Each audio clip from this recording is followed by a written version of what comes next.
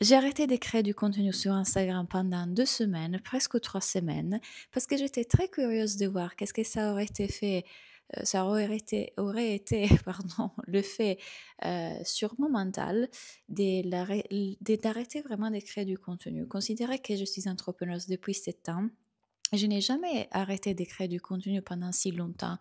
La raison, c'est que je n'ai jamais senti le besoin. Heu, Instagram, ça n'a oui, il y a eu des périodes dans lesquelles l'application m'a saoulée, mais ce n'était pas le cas cette fois-ci. C'était vraiment quelque chose qui venait d'un espace de vouloir expérimenter le vide. Créer pour moi, c'est quelque chose de naturel. J'ai créé, constamment. Je fais du crochet, je fais de la poterie, je danse, je chante, j'écris, je viens d'écrire un livre. Donc, créer ne me demande aucun effort et c'est une façon pour moi aussi de vivre mes émotions et de partager avec vous. Donc, tout simplement, j'étais curieuse. Qu'est-ce que ça fait si j'arrête d'écrire sur les réseaux sociaux? Et ce qui s'est passé, c'est assez extraordinaire. C'est que j'ai découvert, c'est génial et je vais te le raconter dans cette vidéo. Si tu ne me connais pas encore, je suis Claudia Natella et je suis formatrice pour les personnes qui désirent accompagner les autres à partir d'un espace de présence. J'invite les personnes à se reconnecter avec cet espace intérieur qu'on est au-delà du mental. Et je le fais à travers différents programmes et différentes formations que tu peux découvrir ici en bas. Mais bref, aujourd'hui, on va parler justement de cet espace de présence que j'ai pu observer en arrêtant les réseaux sociaux. Pour moi, ce qui a émergé le plus vite, c'était d'observer à quel point je cherchais tout le temps mon téléphone dans les moments dans lesquels j'étais ennuyée ou alors j'avais de l'anxiété. Je prenais tout de suite mon téléphone, la réaction c'était de chercher l'application que j'ai bien effacée et d'aller sur Instagram. Donc c'est un réflexe du cerveau et le cerveau tout simplement quand il ne veut pas ressentir une émotion que lui considère inconfortable, il va aller vers quelque chose qui va nous faire croire qu'il a compris avec le temps qu'il pourrait estomper l'émotion. C'est une distraction en vrai. Donc, certaines personnes vont vers les réseaux sociaux, d'autres vers la nourriture, le sexe, la drogue, la cigarette, le vin, etc. Donc, qu'est-ce qui se passe? C'est quand on prend le téléphone, ce n'est pas que euh, l'émotion s'en va. C'est juste qu'à ces moments-là, le cerveau s'est distrait et ça fait qu'on ressent plus cet inconfort qu'on ressentait. Le cerveau met ensemble les deux choses et du coup, il dit à chaque fois que tu prends ton téléphone, tu vas dans les réseaux sociaux, tu te sens bien. Donc voilà pourquoi certaines personnes ont des addictions. Les addictions viennent vraiment de là. D'ailleurs, je ne sais pas si tu as vu, mais à la fin du mois de septembre, on commence un cours qui s'appelle Reset, que c'est justement pour se nettoyer de la dopamine. On est exposé à la dopamine constamment, on est addict à la dopamine. Et je vais vous accompagner dans un cours avec différents audios et modules pour comprendre comment la dopamine fonctionne dans ton cerveau et te libérer de tous ces comportements qui finalement ne sont pas positifs pour ta vie. Donc, l'excès de nourriture ou les addictions à la cigarette, aux réseaux sociaux et même juste le fait d'être accro à nos pensées. Reset est le programme qui va te permettre de faire ça.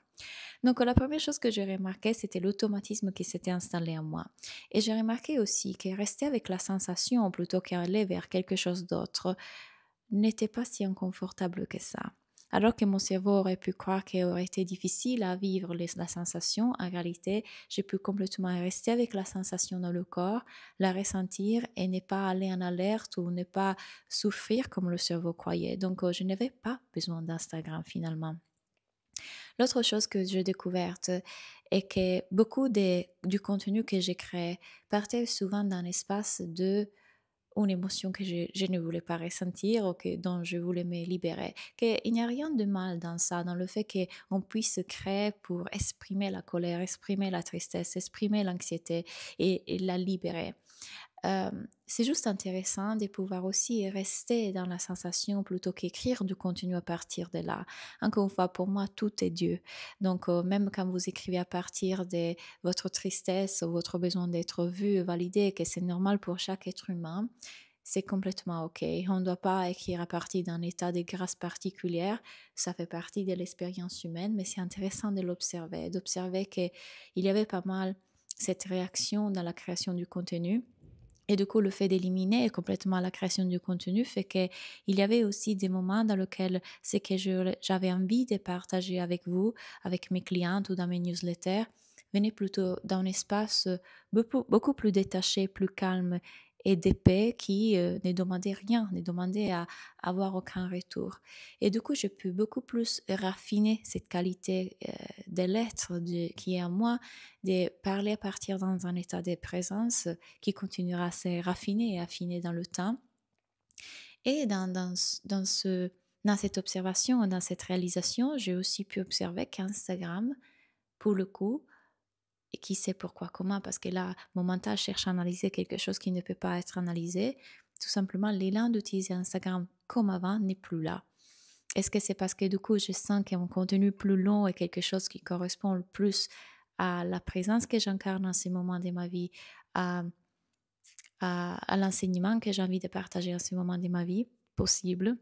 Je sais juste que l'élan d'être tout le temps sur cette plateforme n'est plus là. Et en parallèle, paradoxalement, je vois aussi que les parties en moi qui avaient besoin d'être vues, reconnues, validées, euh, ne sont plus si là comme avant. Est-ce que du coup, Instagram, une plateforme qui finalement nous invite, donc invite ces parties à rechercher reconnaissance et valeurs dans lesquelles on baigne un peu. Ça dépend aussi, encore une fois, de l'utilisation, mais on le sait, c'est un réseau social très visuel, très esthétique et très sur l'apparence. Donc, il peut y avoir un lien là-dessus. Et comme ces parties de moi commencent à encore plus se nettoyer, à se défaire, à ne plus être si présente. Du coup, paradoxalement, l'utilisation d'Instagram n'est plus si présente pour moi. J'ai envie de shifter beaucoup plus sur YouTube, donc vous me trouverez beaucoup plus ici. N'hésitez donc à vous abonner et à venir me rejoindre par ici. Et, et du coup, voilà, petit à petit, de façon très naturelle, je suis revenue dans les réseaux sociaux. Alors que j'ai commencé ma retraite en Sardaigne, j'ai senti l'envie de reprendre à mettre quelques stories, à voilà, partager encore un peu, mais pas du tout à partir de l'espace à partir duquel les choses venaient avant. Et j'ai remarqué aussi que j'étais beaucoup plus présente dans ma vie sans penser à poster le truc qui venait de se passer ou alors à partager un story. Bien que j'ai remarqué qu'il y avait plein de moments super sympas dans ma journée. Par exemple, quand je suis allée à Bali récemment à faire un cours de pilates, c'était tellement beau l'espace que j'avais envie de le montrer dans les réseaux sociaux pour le partager, avec vous qui me suivez. Donc, il y avait cet élan-là que, bien évidemment, je n'ai pas poursuivi parce que du coup, j'étais en cours de la communication sur Instagram, mais l'élan était là et je me suis rendu compte que parfois, celui-là, ça peut nous couper un petit peu de ce qui se passe dans le présent parce qu'on est du coup connecté sur Instagram, à penser à mettre sur Instagram.